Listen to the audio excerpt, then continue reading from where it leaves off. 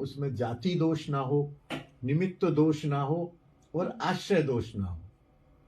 जाति दोष अर्थात जो हमें नहीं खाना है वो ना हो, और निमित्त दोष माने वो अशुद्ध ना हो जाए, मच्छर ना गिर जाए, चींटी ना गिर जाए, कोई ऊपर गड़बड़ ना हो जाए, अशुद्ध अवस्था में ना बनाया जाए। हम अशुद्ध हैं और भोग बना रहे हैं, बिना नहाए बना रहे हैं जल्दी से, या वैसे ही हम अशुद्ध हैं मैया लोग उसमें बना रहे हैं, ये निमित्त दोष है। और आश्रय दोष है कि उसका धन कहाँ से आ रहा है। उसका धन यदि गड़बड़ है, यदि हमारा कोई आश्रित पुत्र या भाई हमें धन भेज रहा है और रो के भेज रहा है कि ये पापा जी को और भेजने पड़ते हैं 5,000 रुपये खाने के लिए, तो आश्रय दोष हो गया। उससे तो माधुकरी मांग लें हम, आश्रय दोष ना हो। बनाने वाले का, भेजने वाले का, धन का, वस्तु का आश्रय कहाँ से आ रहा है धन, वो दोष ना हो। ये 3 दोषों को यदि हम भोजन के प्रति ध्यान रखें, हमारा तो भोजन क्या है, प्रसाद ही तो है। हम जो प्रसाद बनाए उसमें ये 3 दोष ना हो, और शुद्ध अवस्था से, शुद्ध परिस्थिति से बना के भोग लगाएं, और ठाकुर को हमें पता ही ना हो कि आज क्या भोग लगाए। जब थाली सामने आएगा, हाँ अच्छा, वाह बहुत बढ़िया, और उसको हम श्रद्धा पूर्वक पालें। वहां भी युधिष्ठिर के यहाँ भी यज्ञ हुआ था ना, तो ऐसा था, भगवान ने कहा था कि तुम यज्ञ तो सफल हो गया, अब वैष्णव लोगों को भोजन करा दो, सभी को, आसपास के गांव के लोगों को, सबको बुलाया गया। और बोले जब ये यज्ञ की सफलता मानी जाएगी, जब ये घंटा जो टंग रहा है ये बज उठेगा, टन टन टन टन टन टन टन टन। जब तक ये घंटा नहीं बजे इसका मतलब हमारा यज्ञ सफल नहीं हुआ। सब हो गया, सारा कुछ हो गया, और लगे कि अब बजा, बोले बजा ही नहीं, आधे घंटे तक बजा नहीं। कृष्ण के पास आए सब, बोले प्रभु घंटा तो बजा नहीं। बोले ऐसा लगता है कोई वैष्णव रह गया है। बोले हम तो सबको बुला के लाए।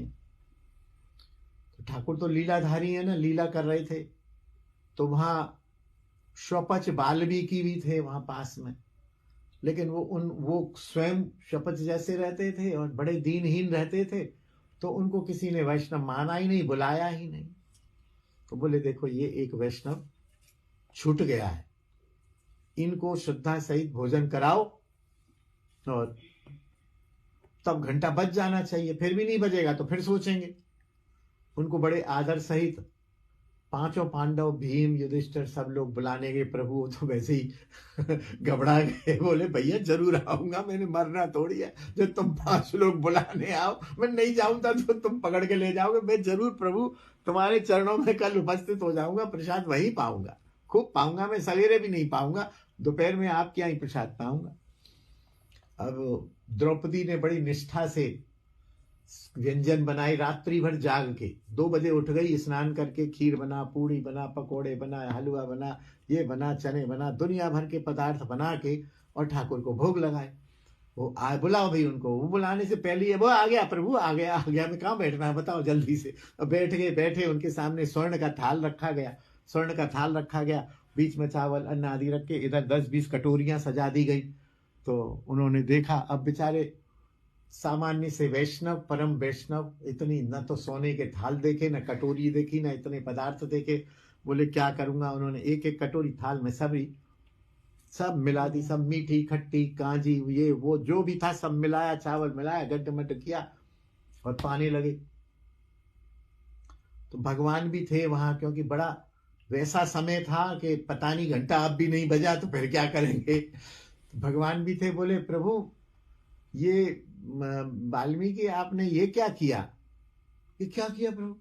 बोले सब मिला दिया, ये कम से कम स्वाद तो लेते, रबड़ी का अलग, खीर का अलग, खट्टे का अलग, मीठे। बोले प्रभु स्वाद लेना आपका काम है, हमारा काम है प्रसाद लेना। स्वाद तो आपने ले लिया, हमने तो आपका प्रसाद, हम तो इसमें कण कण में आपके अधरामृत का स्वाद ले रहे हैं कि ये हमारे कृष्ण द्वारा पाया हुआ है। हमारा तो यही स्वाद है कि ये आपका प्रसाद है, बस इससे बड़ा स्वाद क्या है। तो बोले ठीक है। फिर भी वो जो है पाया, हाथ पैर धोए, सब दक्षिणा वक्षिणा प्रणाम सब करके और उनको घर तक छोड़ने आए। उम्मीद ये थी कि घंटा बज जाएगा, घंटा नहीं बजा, फिर भी नहीं बजा। फिर कृष्ण के पास गए, बोले भाई कोई अपराध हुआ है उनके प्रति। सब विवेचना हुई। अंत में फिर द्रौपदी को बुलाया। द्रौपदी, प्रसाद तुमने बनाया था? बोले हाँ।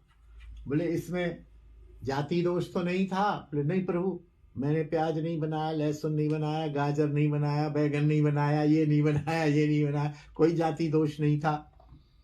बोले निमित्त दोष, अशुद्धि वगैरह, रसोई, बोले रसोई रात को 2 बजे से ही साफ सूफ करके मैंने और मेरी जो साथी हैं, ये इन दोनों ने, सब ने मिलके हमने ये प्रसाद बनाया। सब ने शुद्ध अवस्था में प्रसाद, अपरस में प्रसाद बनाया।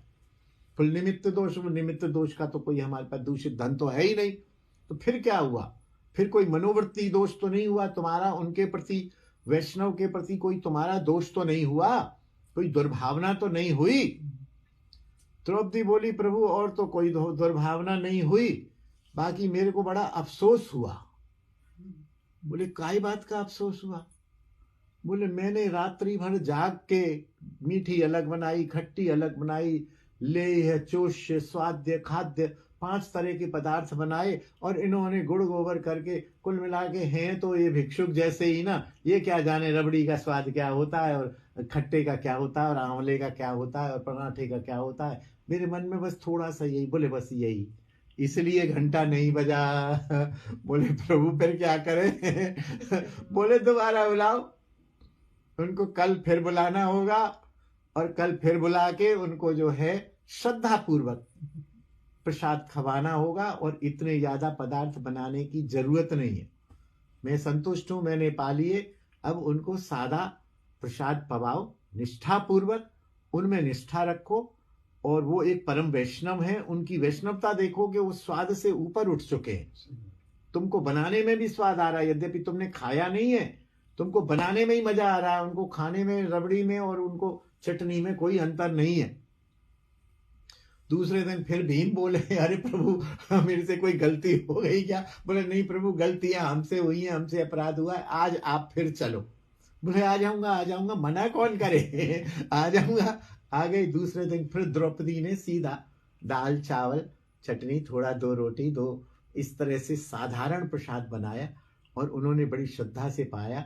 श्रद्धा से पाके जैसे ही वो उठे, और उठ के उनको हाथ पैर धुलाए जा रहे थे, टन टन टन टन टन टन टन टन, घंटा बज गया। तो ये भी चाहिए, और वृत्ति भी शुद्ध चाहिए, तब जाके वो प्रसाद होगा, तब जाके वो भोजन शुद्ध होगा, तब जाके हमें हमारा घंटा बजेगा। जय जय श्री राधे, निताई गौर हरि।